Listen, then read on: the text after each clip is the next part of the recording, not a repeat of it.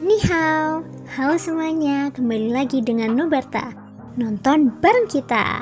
Makasih ya udah setia menunggu updatean dari Nubarta. Semoga kalian masih akan tetap setia bersama Nubarta sampai akhir ya. Nah, kalau gitu nggak perlu lama lagi.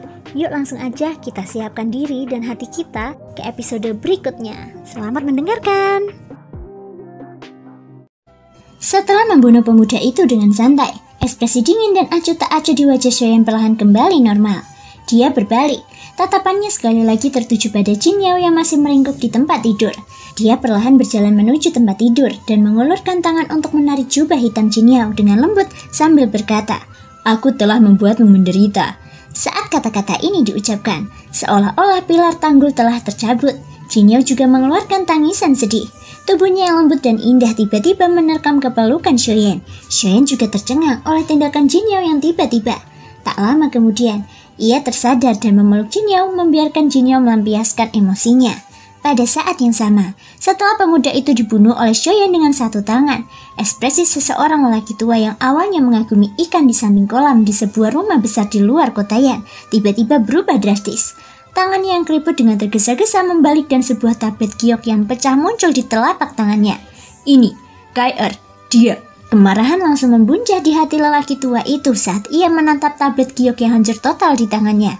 Origin Ki yang tak terbatas dengan panik beredar di seluruh tubuhnya, menyebabkan riak-riak terbentuk di air kolam yang tenang. Siapa? Siapa yang membunuh Kai-erku? Saat suara geraman marah terdengar dari mulut lelaki tua itu, gelombang energi yang kuat segera keluar dari tubuhnya, menghancurkan semua yang ada di halaman. Tak lama kemudian, tatapan lelaki tua itu langsung tertuju ke arah tertentu di mana Kotayan berada. Cucunya jelas membawa sekelompok ahli ke Kotayan pagi ini. Dia tahu apa yang akan dilakukan cucunya. Mungkinkah wanita itu? Kemarahan di hati lelaki tua itu semakin kuat saat memikirkan hal ini. Dengan jentikan tangannya, dia menyimpan pecahan batu giok itu ke dalam cincin penyimpanannya. Saat dia mengangkat kepalanya, suara dinginnya dipenuhi dengan niat membunuh perlahan keluar. Jin Yao, kalau orang tua ini menangkapmu, aku akan mencabut urat dan tulangmu lalu mencabik-cabik mayatmu menjadi 10.000 keping. Begitu dia selesai berbicara, lelaki tua itu menghentakkan kakinya ke tanah. Tanah di bawah kakinya meledak dan retakan menyebar dengan cepat. Sosok lelaki tua itu juga menghilang dari rumah besar itu. Di dalam rumah 1000 obat, Shoyan telah membantai semua anggota klan Sheng. Setelah itu, Shoyan dan Jin Yao yang mengenakan jubah hitam tiba di halaman belakang rumah 1000 obat. Kudengar kau pergi ke wilayah selatan 3 tahun lalu, setelah pertempuran dengan lembah Labirinkin berakhir. Pada saat ini, Jin Yao sudah kembali tenang. Dengan ekspresi lembut, dia menatap Shoyan di depannya dan perlahan menyerahkan secangkir teh kepadanya.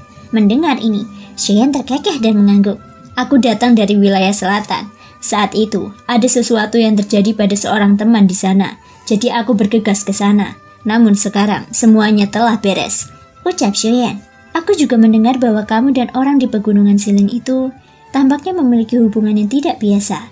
Pada titik ini, Jin Yao menatap Shoyan dengan kedipan di matanya yang indah. Shoyan tidak dapat menahan senyum ketika mendengar ini. Dia meletakkan cangkir teh kembali ke atas meja dan berkata perlahan, "Kamu pasti berbicara tentang Leng Xuangshuang. Dia istriku sekarang." Begitu dia mengatakan ini, Jin Yao yang sedang menuangkan teh untuk Shoyan tiba-tiba bergerak. Senyum di wajah cantiknya tanpa sadar memudar sedikit. Seseorang datang. Sementara Jin Yao tertegun. Aliran cahaya tiba-tiba jatuh dari langit di halaman tempat mereka berdua berada. Cahaya itu menghantam halaman dengan keras. Dan energi tak kasat mata langsung tersapu keluar bersama awan debu. Namun, saat mendekati Shoyan dan Jin Yao, cahaya itu terpisah dengan sendirinya seolah-olah telah menabrak dinding. Jin Yao. Di tengah kepulan debu, suara lelaki tua yang serak perlahan terdengar. Tidak sulit untuk mendengar niat membunuh dalam suara itu. Mendengar ini, Jin Yao tidak bisa menahan diri untuk tidak mengerutkan kening. Dibandingkan sebelumnya, rasa takut di hatinya kini berkurang. Dengan keberadaan Shoyan, Jin Yao tidak perlu lagi takut pada siapapun. Angin sepoi-sepoi yang sejuk bertiup di halaman, dan debu di halaman dengan cepat tersapu, memperlihatkan sosok tua berjubah brokat. Meskipun Jin Yao telah menyadari keberadaannya, dia tidak buru-buru untuk mengambil tindakan. Sebaliknya, dia menatap Shoyan dari samping. Wah, kaulah yang membunuh cucu lelaki tua ini. Setelah beberapa lama, lelaki tua itu berkata perlahan dengan suara rendah. Jika kamu Shendong, maka tidak salah lagi. Shoyan tidak memperdulikannya. Dia mengangkat cangkir teh di depannya dengan lembut dan menyesapnya. Wajahnya tampak acuh tak acuh. Shendong hanya seorang ahli pengembalian asal tahap awal. Tingkat kultivasinya tidak cukup untuk membuatnya serius. Kau, melihat pembunuh ini masih begitu tenang dan kalem, tubuh tua Shendong tak kuasa menahan gemetar. Energi agung dalam tubuhnya terus mengalir keluar. Pada saat berikutnya, tubuh lelaki tua itu tiba-tiba berkelebat, mengikuti cahaya putih yang melintas. Sosoknya muncul di depan Xiaoyan dalam sekejap mata. Kelima jari tangan kanannya melengkung membentuk cakar dan dengan kasar mencengkram tenggorokan Xiaoyan. Pada saat yang sama, wajah Xiaoyan juga jatuh ke mata Shendong. Pupil mata Shendong tiba-tiba menyusut dan emosinya langsung berubah menjadi syok. Bagaimana bisa? Setelah suara benturan yang teredam, tangan kiri Xiaoyan mendarat di dada lelaki tua itu. Sebuah kekuatan melonjak keluar seperti gunung berapi yang meletus. Itu membuat Shendong terbang dengan satu serangan. Ketika tubuh Shendong terbanting ke tanah, dia dalam kondisi yang menyedihkan. Tubuhnya terburu-buru bangkit dari tanah dan berlutut ke arah Xiaoyan dengan wajah ketakutan. Dia berkata dengan panik, "Aku tidak tahu kalau Tuan Xiaoyan yang datang. Mohon maaf atas ketidaktahuanku." Begitu kata-kata ini diucapkan, bukan hanya Jin Yao tetapi bahkan Xiaoyan pun merasa sedikit terkejut. Tidak disangka bahwa lelaki tua ini benar-benar mengenalinya dan bahkan mampu menunjukkan sikap seperti itu ketika cucunya terbunuh. "Apakah kau mengenaliku?" Xiaoyan mengangkat alisnya saat bertanya perlahan. "Tuan, ketika kamu bertempur melawan lembah labirin Qin, aku adalah salah satu orang yang kamu selamatkan dari lembah barat gunung datar. Setelah itu, aku membantumu mengalahkan lembah labirin Qin. Baru saat itulah aku mengenalimu." Shendong buru-buru menceritakan kejadian yang terjadi antara dirinya dan Xiaoyan. Xiaoyan langsung mengerti setelah mendengar kata-kata ini. Setelah pertempuran itu, Xiaoyan sekali lagi membagikan sejumlah pil obat kepada mereka. Oleh karena itu, sebagian dari mereka telah mencapai tahap transformasi asal dan di atasnya. Shendong di depannya ini dapat dianggap telah mendapat banyak manfaat. "Begitu ya, itu semua berkat bantuanmu dalam pertempuran itu." Xiaoyan mengangguk dan berkata sambil tersenyum, Tuan terlalu sopan." "Wajar saja, karena Tuan telah menyelamatkan kami dari bahaya," ucap Shendong. "Kamu sangat baik, tetapi perilaku cucumu tidak pantas. Dia hampir melukai temanku. Untungnya, aku tiba tepat waktu hari ini. Kalau tidak, itu akan menyebabkan bencana besar. Pada saat itu, klan Sheng mungkin akan..." Sebelum Xiaoyan selesai berbicara, pupil mata Shendong tiba-tiba menyusut. Tubuhnya yang berlutut segera merosot saat ekspresi ketakutan muncul di wajahnya. Beberapa tetes keringat dingin menetes dari dahinya. Dia mengatupkan giginya dan buru-buru menjelaskan, "Tuanku, kamu benar. Cucuku sendiri yang menanggung akibatnya. Dia pantas menerimanya. Saat Shendong kembali, aku pasti akan mendisiplinkan anggota klanku dan memastikan mereka tidak akan membuat masalah lagi."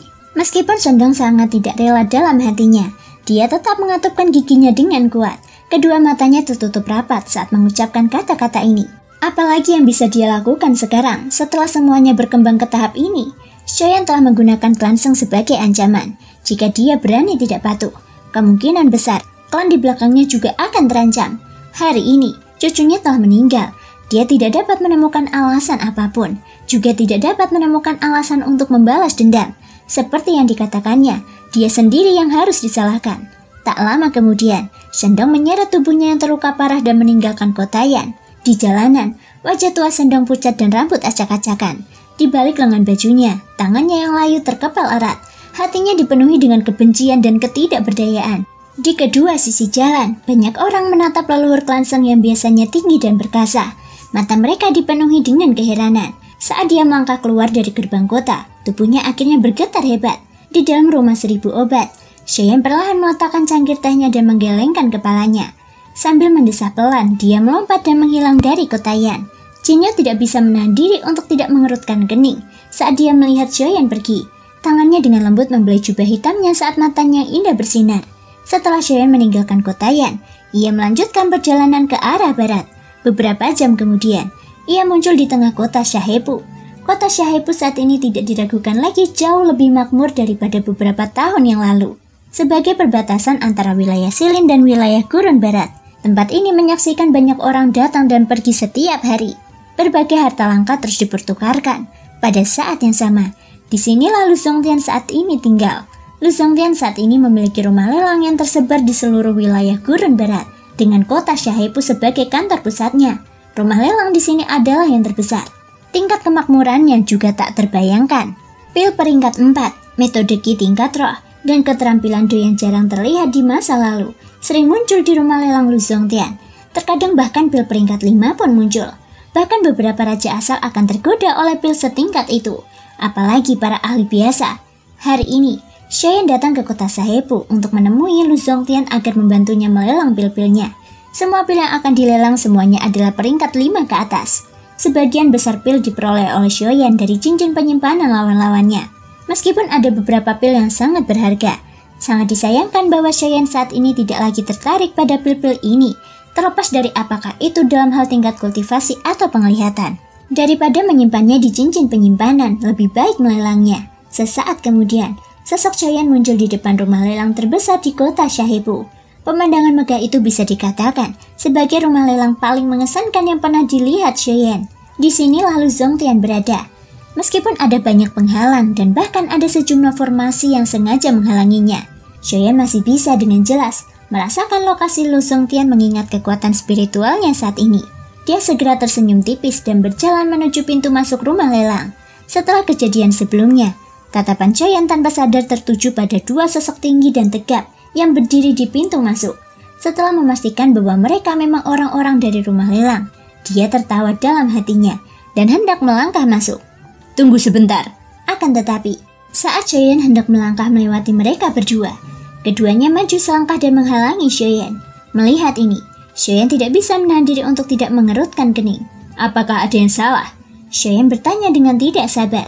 Nah, bukan tidak mungkin bagimu untuk memasuki rumah lelang klanku, tetapi setidaknya kau harus memiliki kultivasi tahap transformasi asal atau melelang barang yang senilainya setara dengan pil tingkat 4. Kalau tidak, kau harus patuh kembali. Xiaoyan sedikit terkejut ketika mendengar ini. Dia tidak menyangka persyaratan Lu Zongtian begitu tinggi. Tidak banyak ahli di atas tahap transformasi asal di wilayah barat pada awalnya. Namun Lu Zongtian telah menggunakan ini sebagai kriteria penyaringan. Bahkan pil tingkat 4 telah menjadi persyaratan minimum. Xiaoyan tidak dapat menahan tawanya sendiri ketika memikirkan hal ini. Dia baru saja akan menyesuaikan origin ki di tubuhnya. Ketika tatapannya dengan cepat berbalik dan kilatan licik melintas di sana, dia mengangkat kepalanya, dan tatapannya sekali lagi menatap kedua pria besar di depannya saat dia perlahan tersenyum dan berkata, "Kalau begitu, aku akan melelang pil itu." Kedua lelaki itu terkejut ketika mendengar ini. Mereka memandang pemuda yang tampak biasa saja, dengan jubah hitam di hadapan mereka dan bertanya dengan agak ragu. "Nah, kamu bilang kamu ingin melelang pil tingkat 4. Pil tingkat 4 ya? Aku tidak punya." Xiaoyan tersenyum. Kata-kata yang keluar dari mulutnya membuat ekspresi kedua orang di depannya langsung menjadi muram. Berani menggoda mereka di tempat ini bukanlah pilihan yang bijaksana. Namun, segera setelah itu, tepat saat mereka berdua hendak melempar pemuda berjubah hitam di depan mereka, kata-kata Xiaoyan berikutnya membuat ekspresi kedua orang di depannya tiba-tiba menjadi muram. "Aku hanya punya pil tingkat 5. Di Sahebu, di aula yang terang benderang, Xiaoyan duduk malas di kursi. Pandangannya menyapu ke atas dan ke bawah tata letak aula, dan dia tidak bisa menahan rasa terkejut. Lu Zongtian telah menjalani kehidupan yang makmur selama beberapa tahun terakhir, dan aula tamu ini cukup unik. Dari bahan bangunan hingga tata letak formasi di aula, semuanya unik. Hanya dari tata letak formasi di sini, jika seorang ahli di bawah raja asal ingin menimbulkan masalah di sini, mereka harus membayar harga yang mahal. Tepat saat Xiaoyan sedang melihat sekeliling, seorang lelaki tua bergegas datang dari luar aula. Sebelum dia tiba, suaranya yang meminta maaf sudah terdengar. "Hehe, aku benar-benar minta maaf telah membuat Tuan menunggu begitu lama. Orang tua ini adalah manajer di sini. Karena presiden kita sedang menyelenggarakan lelang di meja depan. Aku tidak sengaja mengabaikan Tuan. Kuharap Tuan tidak menyalahkanku." Saat suaranya jatuh, sosok lelaki tua itu sudah tiba di depan Xiaoyan. Melihat pemuda berjubah hitam di depannya, lelaki tua itu tidak bisa menahan ekspresi terkejut. Dia tidak menyangka bahwa pelanggan yang ingin melelang pil obat tingkat 5 ternyata adalah seorang pemuda. "Tuan, kamu benar-benar ingin melelang pil obat peringkat 5? Setelah beberapa lama, lelaki tua itu perlahan berbicara dengan ekspresi curiga. Dia benar-benar merasa sulit untuk mempercayainya. Bagaimana mungkin seorang pemuda seperti itu bisa mengeluarkan pil obat tingkat 5? Bahkan jika dia benar-benar melakukannya, bagaimana dia bisa membawanya ke rumah lelang? Apakah dia tidak takut seseorang akan membunuhnya untuk mencuri harta karun itu? Melihat ini, Xiaoyan tersenyum tanpa komitmen dan tidak mengatakan apapun. Sebaliknya, dia menjentikan jarinya dan cincin penyimpanan di jarinya segera menyala dengan cahaya.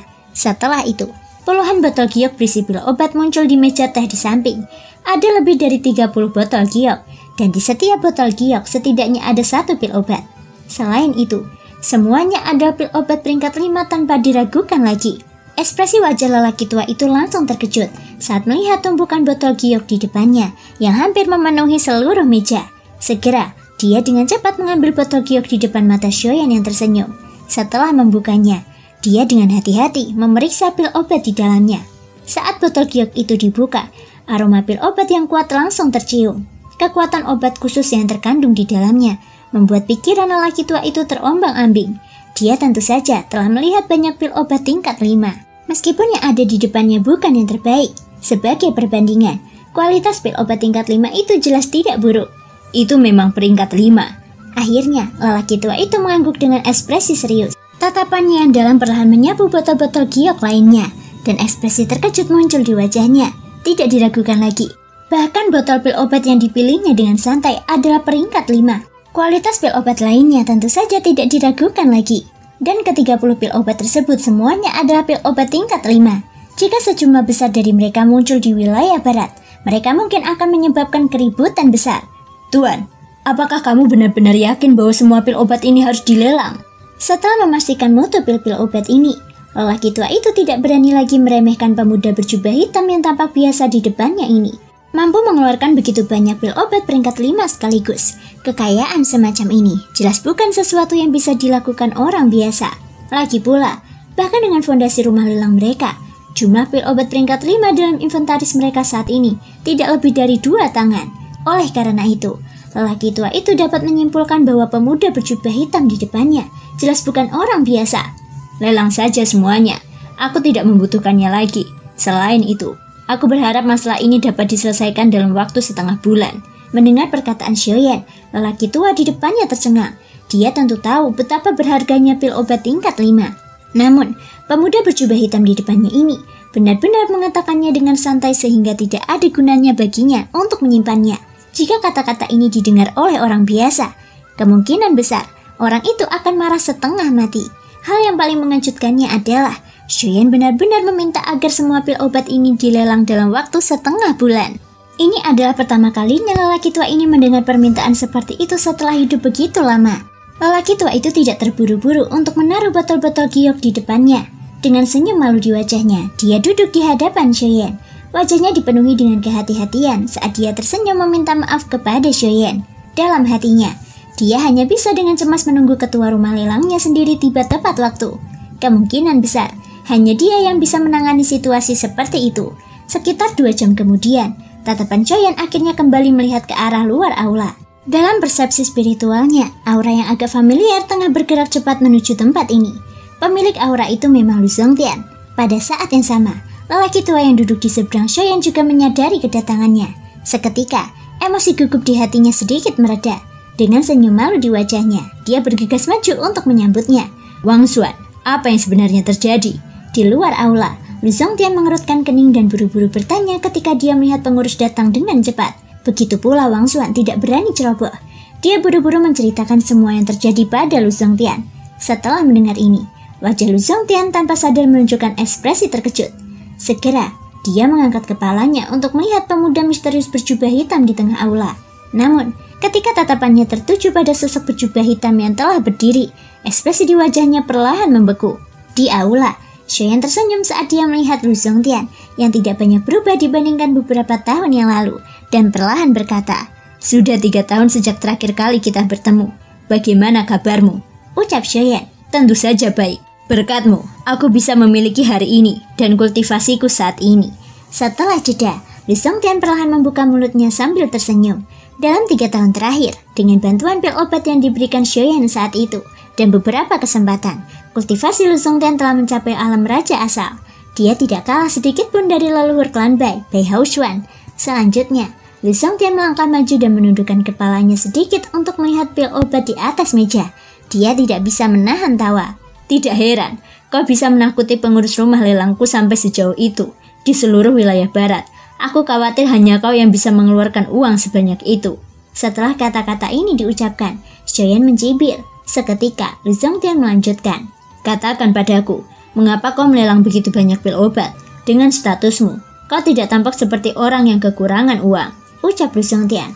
Aku ingin mendirikan faksi di wilayah barat, tetapi kekayaan pribadiku tidak cukup. Oleh karena itu, aku berencana untuk melelang pil-pil obat ini. Mendengar ini, alis Lu Zongtian langsung berkedut. Ada sedikit keterkejutan di matanya. Dia tidak menyangka Xiaoyan sudah memiliki rencana seperti itu saat bertemu dengannya lagi. Tidak perlu terlalu banyak berpikir. Dia tahu apa yang akan terjadi di masa depan. Faksi yang ingin didirikan Xiaoyan pasti akan mendominasi seluruh wilayah barat. Apakah kamu membutuhkan bantuanku? Ucap Lu Zongtian. Itulah yang ada di pikiranku. Alasan aku datang ke kota Shahebu kali ini pertama-tama adalah untuk meminta bantuanmu melelang pil-pil obat ini. Kedua, aku berharap bisa membentuk aliansi dengan faksi di bawah komandomu. Xiaoyan tersenyum acuh tak acuh. Jika dia juga bisa membentuk aliansi dengan Lu Zongtian, pertumbuhan klan Xiao pasti akan sangat mengerikan. Ketika dia pergi, dia tentu tidak perlu khawatir tentang apapun di wilayah barat. Hahaha, itu tidak akan berhasil. Namun, jawaban Lu Zongtian membuat Xiaoyan sedikit terkejut. Daripada membentuk aliansi, kurasa lebih baik bergabung langsung. Lu Zongtian berkata dengan tegas sementara Xiaoyan masih tertegun. Terima kasih semua sudah mau mendengarkan dari awal sampai akhir. Sampai jumpa di episode berikutnya.